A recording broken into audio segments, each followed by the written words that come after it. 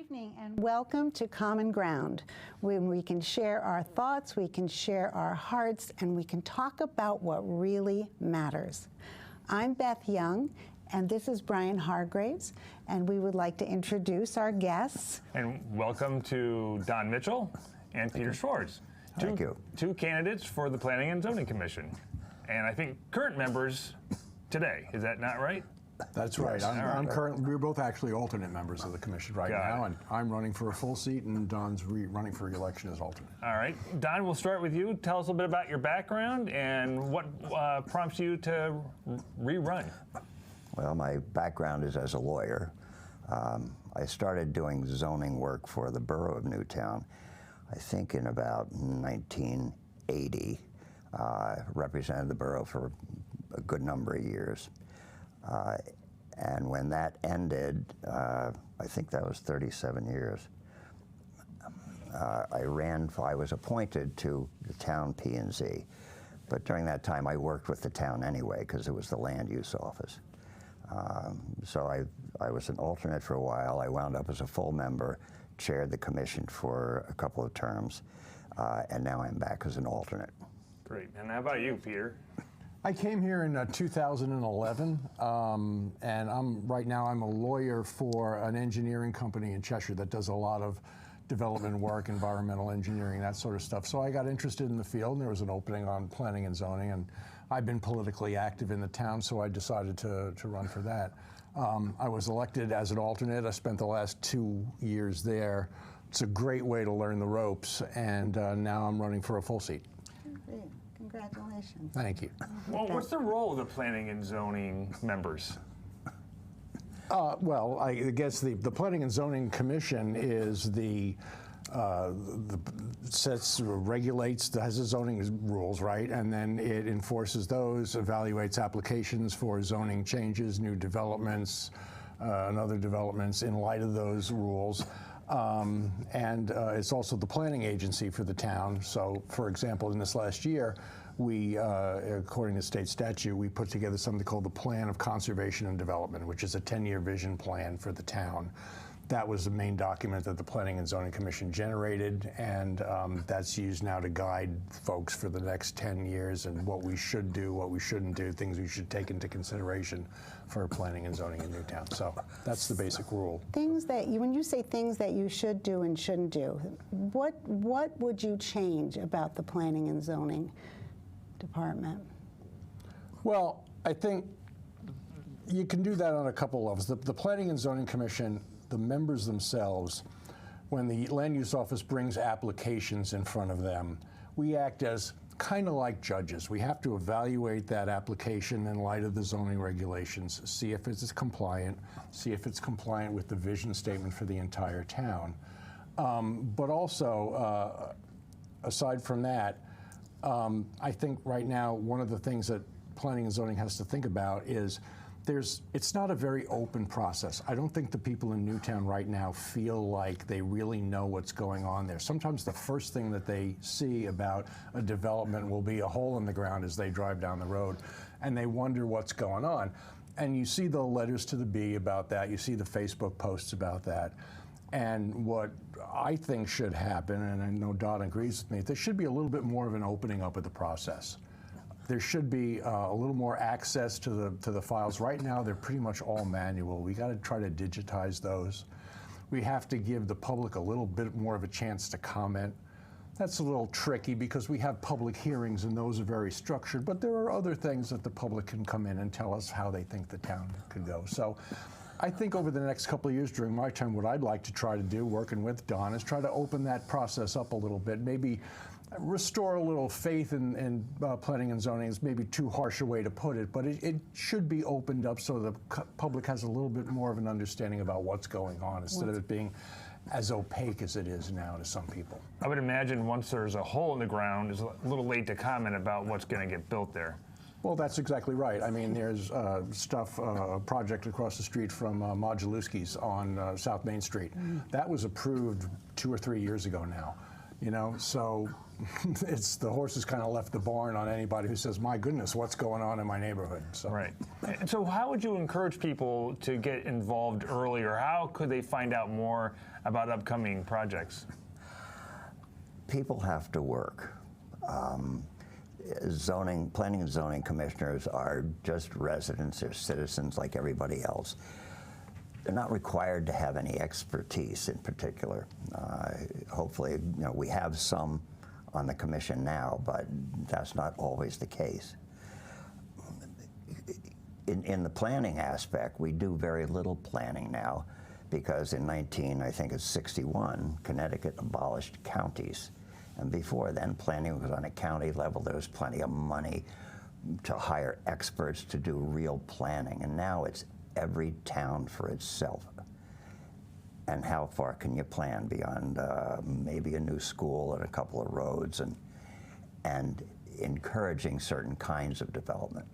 It's almost really reactive now, right? It's reactive to the developers that come forward and the applications that come in rather than... Planning is, other than the plan of conservation and development where it's crafting a document, planning is really doing subdivision applications.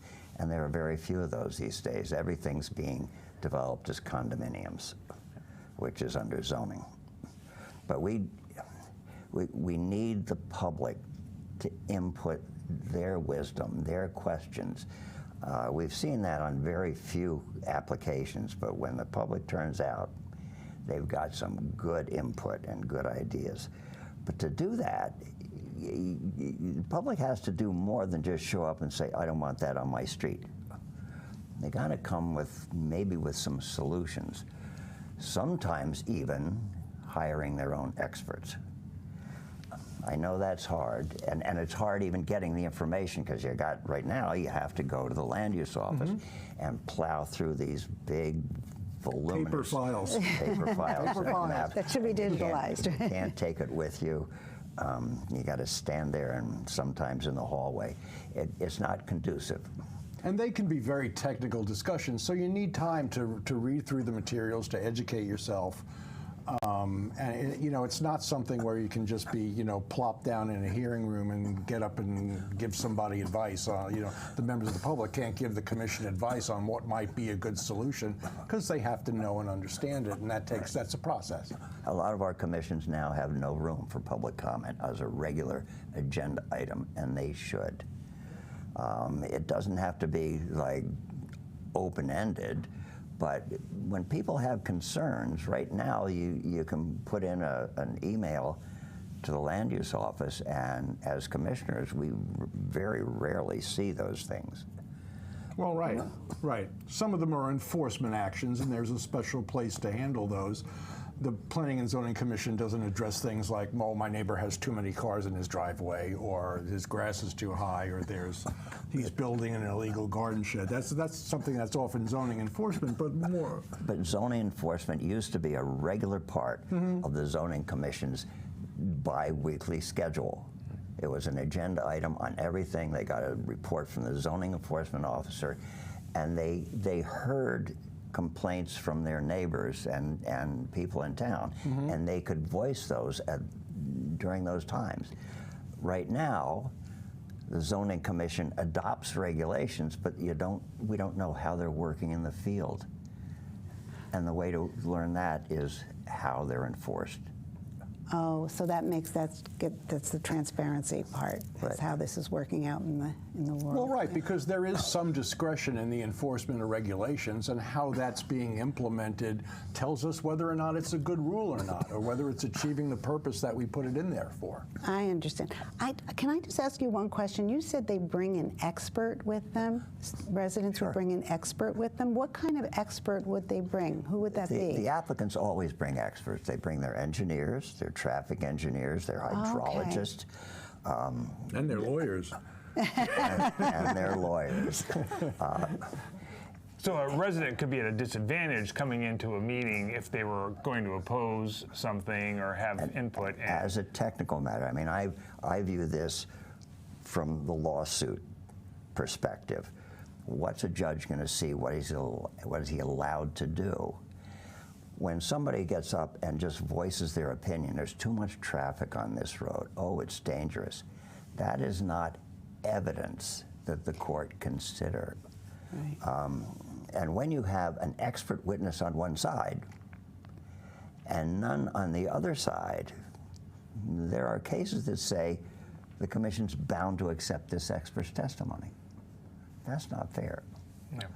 I know, you know. And some of that's been starting too. I mean, we can't talk about specific applications in front of the commission, but we've seen some things in the last year where people have banded together in homeowners associations and hired people, and Yes. it's very, very helpful. Yeah.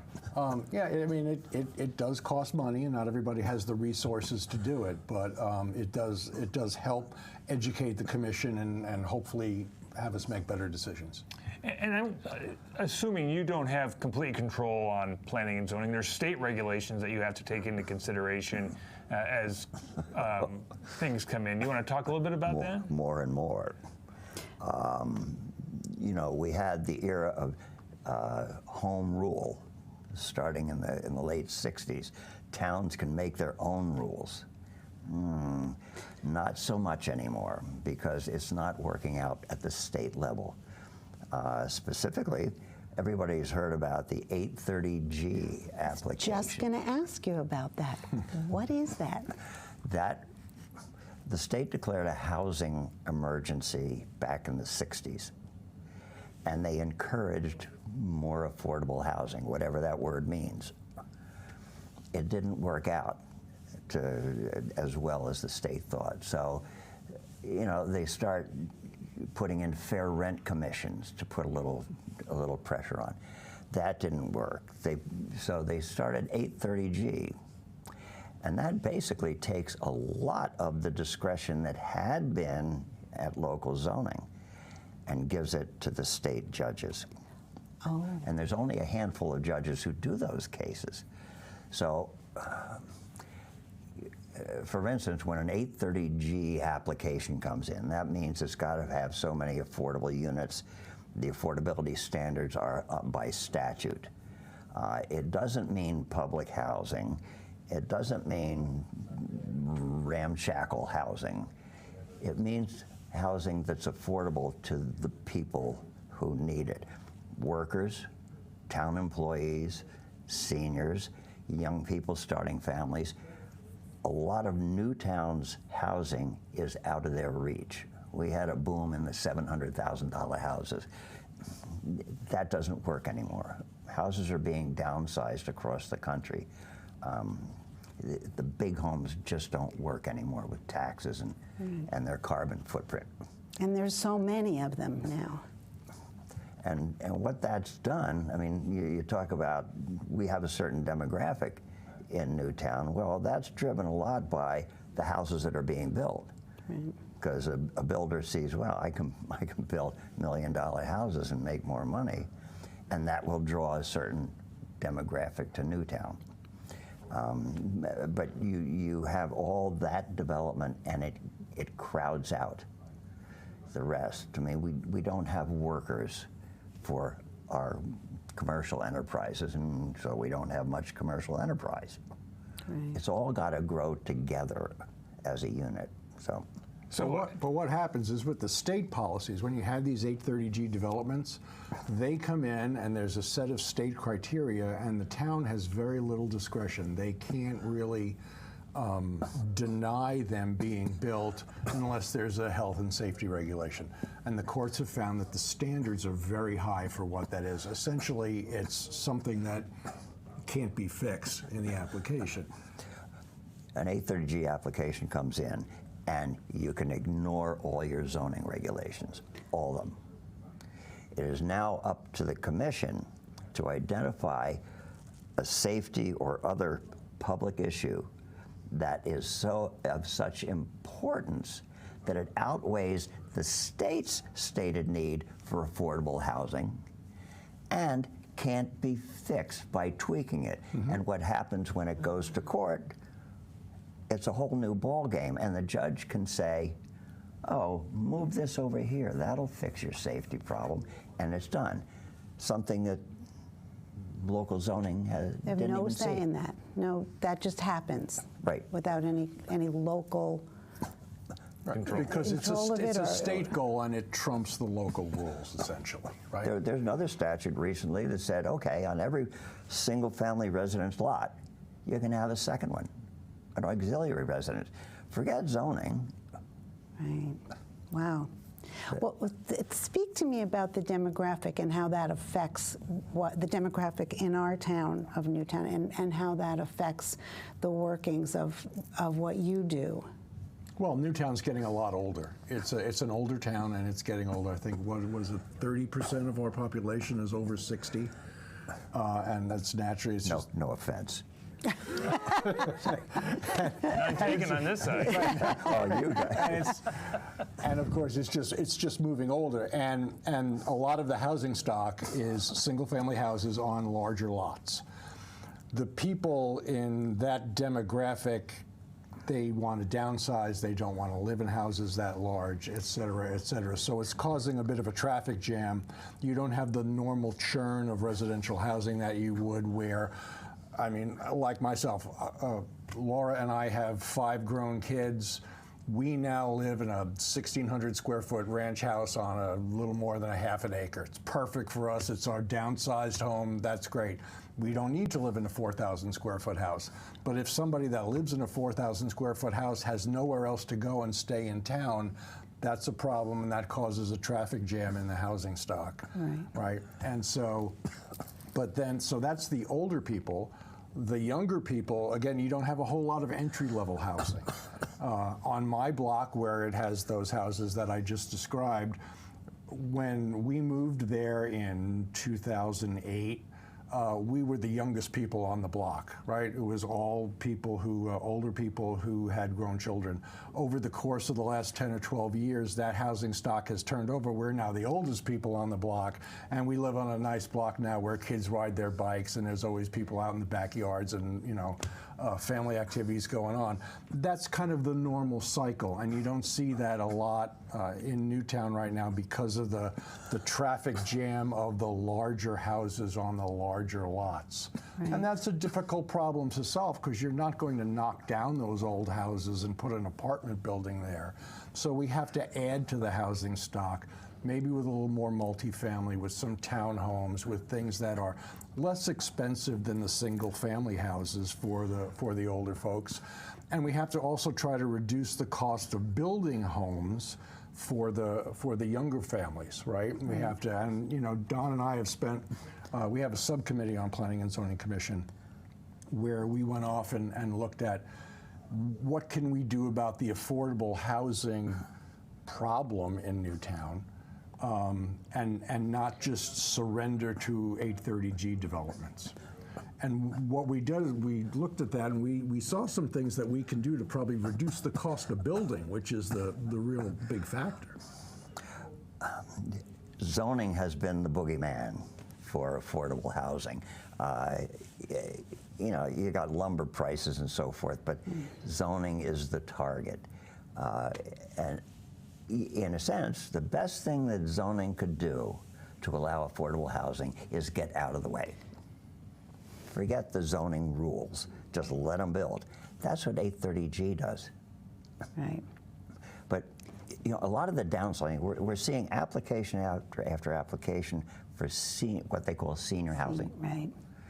Well, some of it is affordable to people downsizing from 4,500 square foot, $1 million. Right. They can afford to downsize and go to a $700,000 condo. That doesn't help new families and workers and teachers, and we need that mix. Yeah. We have to have the mix. We'll wind up as, well, Being an older town, just an older town. I was going to say, a lot of seniors. Yeah. I don't want to cast aspersions, but Bridgewater wound up as a town of gentlemen farmers for the hedge fund guys.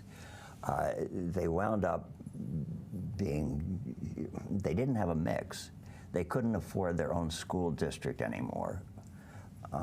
They're part of a region now, but it's it's not going to go anywhere. It's not going to grow. It's not going to fix anything. And growth is in the nature of everything: people, families, towns, companies. Oh, go ahead. I was going to just change the subject a little bit. Can you talk a little bit about Fairfield Hills and the development there, and if that would help relieve some of this issue? You got the expertise. I'm going to give one comment first. Okay, go ahead. One of my first jobs in Connecticut was representing the patients at Fairfield Hills. So I spent a couple of years there. They're fun times. When it was developed, it was intended for about 600 or 700 residents. Right. Wound up with thousands. But it was designed for people who didn't drive. And that's one of the things. That's one of the. Peter's on Fairfield Hills. I'm on an appointed commission called the Fairfield Hills Authority, which is kind of the first stop for people who want to do things on that campus. Is that a part of the planning and zoning, or no? It's not. It's actually a separate appointed commission. Okay. And I've been on that for a year and a half, 2 years. I think now. it was created by. It could have been created by the statute that allowed the town to buy Fairfield Hills. Yes. So right. it's statutory. So. And that happened in the early 2000s, 2004, somewhere around there. And there were many discussions about what should happen on the Fairfield Hills campus. Should it be residential? Should it be light industrial, commercial? Should it just be a park and open space? Those discussions went on literally for 12 to 15 years. And finally, in 2022, there was a town referendum about, and the question was, should commercial development with some residential development be allowed on Fairfield Hills? And that won 55-45, won by 10%, right? So then the town went and held an RFP to say, okay, who's going to help us develop that? And they picked this outfit out of Boston called Wind Development. Very professional guys. They do historic renovations and redevelopments all over New England. So now, over the last couple of years, right now, we've been negotiating a contract with Wynn about 2 of the buildings on Fairfield Hills, Kent and Shelton. Shelton is the big one when you drive up off Wasserman Way. Shelton's the one with the big white wings. And then Kent House is the one, the best way to describe it, it's the one kind of like out the back door of the municipal center. It's the big one to the left as you drive in.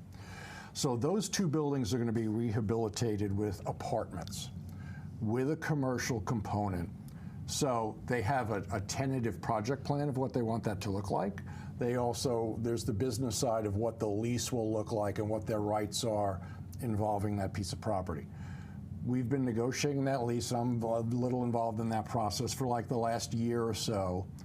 So once that's settled, and that has to go through the Legislative Council for approval and then the Board of Selectmen, so there's a process to approve that. And back to us. Yeah, right. But then the project plan, the actual plans of what they're going to do with the buildings, what they're going to look like, what's going to go in there, that has to go to the Planning and Zoning Commission for approval. And that'll be a process that'll probably happen, I don't know, probably sometime early next year if everything goes according to plan, right? Well, we'll get a set of plans that have a certain amount of apartments in it, certain types of commercial development, and there are special zoning regulations that apply to the Fairfield Hills campus. Those buildings are historic, so that's an extra set of rules that sits on top of those. And we'll go through a public hearing process and decide if that's what the town finally wants to do. Hopefully we come out on the other side of that, and sometime in 26, I don't think you can really pin it down closer than that, there'll be shovels in the ground and they'll start doing stuff there. And will that have a component for the affordable housing? Yes, that will have an affordable housing component to it. I think that actually comes with how the developer finances it, also the historic part of it. Those are all requirements for that, so yes, that'll be a part of it. Yeah, very good. I have a little question. Sure.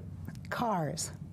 Where do the cars go? Oh, that's the big question. That's the big question on Fairfield Hills, right? Because the parking is limited there. Yeah. As Don said, that wasn't a place designed for driving, right? So for the buildings that they're going to rehab now, they haven't worked out the details yet, but they think that the parking for the residents of those buildings can go like right around the building and we don't have to create any new parking lots. But as that population expands, obviously traffic does become a problem. And the feeling is that those will just be pervious lots now, right? Because there's a limit in the amount of cars that you can have. And as you get more people there, you would get the density. Now you got small commercial. Yeah. So Right, because the small commercial brings more traffic in and out, more people who park, different parking requirements. So yes, so the unsatisfying answer is that parking will remain an issue there for a while, and is kind of going to be worked out on a development by development basis. But overall thinking, it's not just going to be a bunch of acres and acres of paved parking lots. Yeah, it's going to be pervious parking where there's not going to be a lot of runoff. Yeah. But again, there's no final plan in place for how that's going to happen. That's great. I think that's about all the time we have to chat with you two. I really appreciate both of you coming on. Thank you so much. This was It a was great great. conversation. It was really great. our pleasure. Thank you. Thanks Yeah, for having us. I really Thank you, appreciate Peter. it. Thank you, Thank Don.